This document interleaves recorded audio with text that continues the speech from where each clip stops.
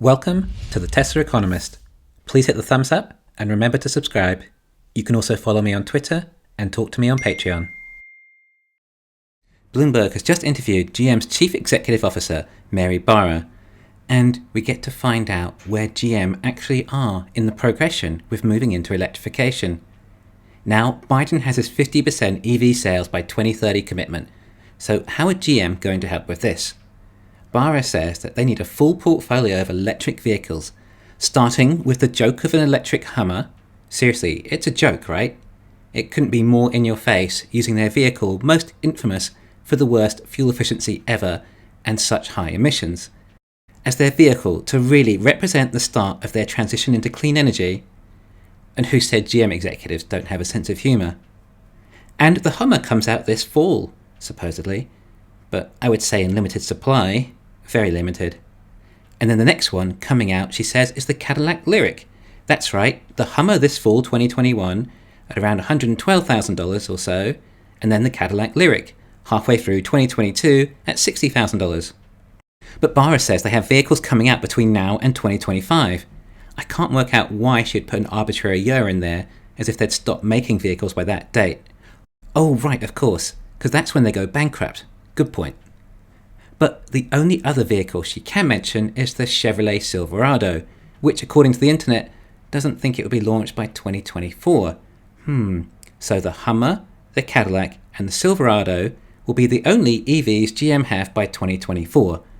Oh, and possibly the Bolt maybe, but that brand might have gone up in flames, literally. Of course, no point picking out an EV niche that no one else has entered yet. Much better to go head to head with the Ford F-150 Lightning and Cybertruck. Oh, and of course, even when it comes out in 2024, production will be limited to 10 to 20,000 units for that year, whereas the Cybertruck shouldn't be far off 500,000 units. That's the thing about exponentials, which is what this entire industry is about, in case you didn't realise. The thing about exponentials is it really pays to start early, and no one saw any of this coming as early as Tesla. And of course, unlike GM Silverado, the Cybertruck will have a huge profit margin. Barra is asked what GM will have by 2025 and 2030, but she just gives a strawman answer. We will have the portfolio and manufacturing capability. She seems to conveniently miss the fact they won't have the batteries or the profit margins, and then goes on to answering an entirely different question she wasn't asked, about their customers' feedback, saying they need to earn that customer who only has one vehicle and needs it every day to get back and forth to work. According to their market research, their customers have said if it's a beautifully designed vehicle in the segment they want, with 300 miles of range and priced appropriately, then they're all in. So, did you see the politics she is playing here? Barra did not answer the simple question of what pace they expect to be at 2025 and 2030. That was completely sidestepped. Why? Because the answer would shock even us. Admittedly, I do set these legacy autos at a very low bar, but they seem to keep coming under that bar still. They shock me. GM are not even at the stage of Tesla's 2012 Model S. That's nearly 10 years ago. And they aren't there yet. Anyway, it sounds like they've done some market research with their customers in what they want. 300 miles of range, beautiful and affordable. Well, I guess the Bolt didn't meet the beautiful design part for starters. So what about the Hummer? Well, it might be capable of 300 miles of range, but they had to use a 200 kilowatt hour battery to achieve that, and it costs well over $100,000. Well, the Lyriq supposedly will have 300 miles of range, according to GM. However, that might be the more expensive version that's not due out until 2023. I guess we'll have to see what the Lyriq actually comes out with. Oh, and of course, the basic two-wheel drive version is still $60,000. And I find it very unlikely they're making any profit from them either. But she is asked about profit margins, and apparently GM have about 8 to 10% with their current cars, but then is asked about their EVs and the opportunity they have as they continue to invest in developing battery technology. They will see the cost coming down. But what battery technology are they investing in? None. Absolutely none. They don't know how to invest in battery technology. All they're doing is using LG's lithium-ion batteries with nickel, manganese, cobalt and aluminium. Yes, a company like GM has no problem using cobalt in their batteries, despite any of the associated ties with child labour. whereas Tesla's in-house batteries are all cobalt-free. And Tesla are looking at using blockchain technology for all the other cobalt they do use so they can source where it came. And over a longer period of time, Barra thinks that GM will have not only affordable electric vehicles with very well-priced battery capability density, but the software business that they were going to unlock on top of it is where the margins will come from. Well, I guess now they're losing the servicing business from every EV, they do need to look elsewhere. Then Barra is asked about the infamous Bolt. The interviewer refers to them as difficulties, to put it mildly, and asks if Barra has discovered where it went wrong. Barra says they already understand when two very specific manufacturer's defects happen in the same cell, that is when there is an issue. So perhaps in the future, they might be able to aim for just one manufacturing defect per cell. But they've teamed up with LG, so don't worry about your GM EV catching fire and burning to death. They really have learned from this, and definitely know what they're doing now. But they have multiple pathways with battery technology to make sure they'll have a leadership position. Leader. Right. They're going to lead the battery technology, implying they'll beat Tesla, who's been at this game for nearly 20 years, and have made the most power-dense and low-cost EV battery at mass scale. This is like a marathon race. Barra against Elon, except Elon gets a 5-minute head start. Oh, and Elon gets to participate in this race in a Model S Plaid, and Barra has to do it on foot. Yet she claims she is going to lead the race. Read between the lines. We all know that she is just absolutely lying here. All her job is to prop up the stock price by any means necessary, project confidence, spout rhetoric and hyperbole so the stockholders feel comfortable and don't sell and crash the company. But we know she is a total liar. So we can assume that she is lying about everything else she says too, as we keep catching her out. Barra admits that she has been openly discussing the future of EVs with Biden, the Vice President, and many other members of the Cabinet and Congress who they've been supporting, along with the fact apparently the government will buy GM's electric vehicles for their fleet. Wow, total cronyism. So consumers are not stupid enough to buy GM's electric vehicles, so the government will buy them instead. Well played, GM. Well, I guess the good news is we will be able to outrun the police in our Teslas. On the other hand, GM won't be able to make enough vehicles for the government anyway. This is going to be an ugly embarrassment on all fronts. Barra also says from the government she wants help with infrastructure, which is likely going to be Tesla. I'm sure Tesla will benefit the most from the $7.5 billion charging budget in the infrastructure plan, and have the ability to produce the most chargers in the shortest time. With GM's new electrical architecture vehicle intelligent platform, quite a mouthful of marketing buzzwords there, it gives them an opportunity to do over-the-air updates and get information from the vehicle, opening up a software platform to innovate with applications, services and subscriptions. Yes, innovate is the word she used. I'm not sure why, as I just quickly looked up the definition, and it turns out it doesn't actually mean copy something that Tesla were doing 10 years ago, so I'm not sure what she meant there.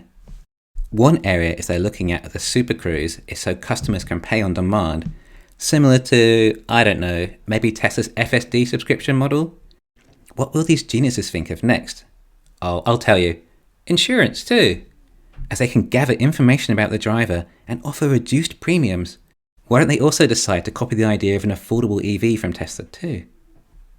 But the great thing is, if you buy a GM with their vehicle intelligence platform, and then they innovate something else in 2 years from now, in many cases, they will be able to offer it as something you can add to your vehicle. Many cases, not all cases for some reason. So perhaps when they think of a nicer designed icon for the phone button, then they'll be able to update that for you. Of course, they may even charge for these updates too. Oh, but this is not the same as being able to update anything on the car, like improve the brakes, for example, or do an over-the-air update that improves the software that suddenly gives you 10 miles more range on each car. No, of course not. That's why Tesla make robot cars, and the others are just electrifying their previous junk. It will just be firmware that you can update, and they don't even say you can do it at home.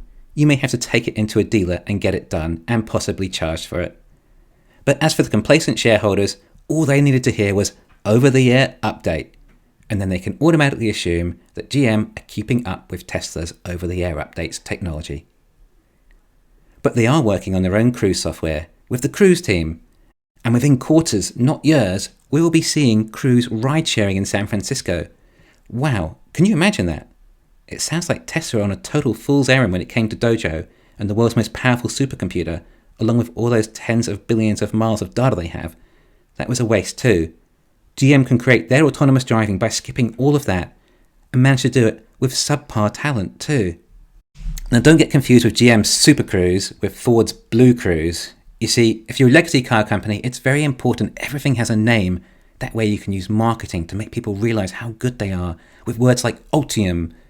On the other hand, sometimes these brand names can make it easier to say than their marketing buzzwords, like the electrical architecture vehicle intelligent platform. In all honesty though, one thing she did do is actually convince me that they are genuinely trying to transition to electric. Now what this means is that it is very likely that the new tax credits will come into play, except GM will discover that it's not electric cars that people actually want, it's robot cars, and there's only one manufacturer that make robot cars. Sure, there'll be some loyal brand enthusiasts that only buy Cadillacs or Mustangs, and some people who just choose to be different, even if it means they have to spend more and increase their chances of dying in a crash by several times. Or some people that simply believe the marketing and advertising that these companies are peddling. But either way, GM won't be able to make enough cars to even cover the demand they have for the EVs. Barra said she is betting the entire company on this transition. Well, it's not like she had a choice, but she was right. It is a bet, and not one with particularly good odds for them. It's just a shame how many resources and likely taxpayers' money has to be wasted first in order to discover just what a colossal failure GM's EV business will be. This is like a suffering animal that needs to be put down. The demand for their EVs will be derived from customers who would have otherwise bought their ICE vehicles, and they've now Osborned themselves. Meanwhile, Teslas would now be $10,000 cheaper to everyone in the US with the tax credit, which is going to be much harder to compete against. GM are scared. They arrived at the party far too late. They're starting to wake up and realise just what is involved and how it works on an exponential level, and their ICE business is going to take them down before any of GM's exponentials kick in. Not to mention them still stuck with their headwind of nearly $20,000 extra cost per vehicle that Tesla don't have. Oh, and a further $35 billion of debt, which is going to cost a further $1,000 per EV sold just on interest, and probably an extra $3,000 to $5,000 if you include amortization of the debt. GM can't make a profit any possible way. It sounds like they may give it everything they've got, which of course isn't anything like nearly as much as Tesla have, what with GM being only 1/10 the size of a company in market capitalization compared to Tesla. Maybe they are delusional enough to think that they still have a chance, or maybe it's just one big elaborate dog and pony show for their stockholders. Barra did very well in the interview, kept her composure and had all the right answers, and strawman answers when necessary too. But at the end of the day, they don't even have any EVs. Barely any. The one they did have had to be recalled, every single one of them, and it's absolutely hideous. The Hummer is ridiculously expensive, the Cadillac is a Cadillac, and the next one is another pickup truck, which might scale up to 20 to 50,000 units sometime in 2024. Meanwhile, Cybertruck will likely be over 500,000 units, because Tesla's exponentials are kicking in. It sure would be nice not to have to listen to all this nonsense anymore in a few years. Thanks for listening. Please hit the thumbs up and subscribe. You can follow me on Twitter and talk to me on Patreon.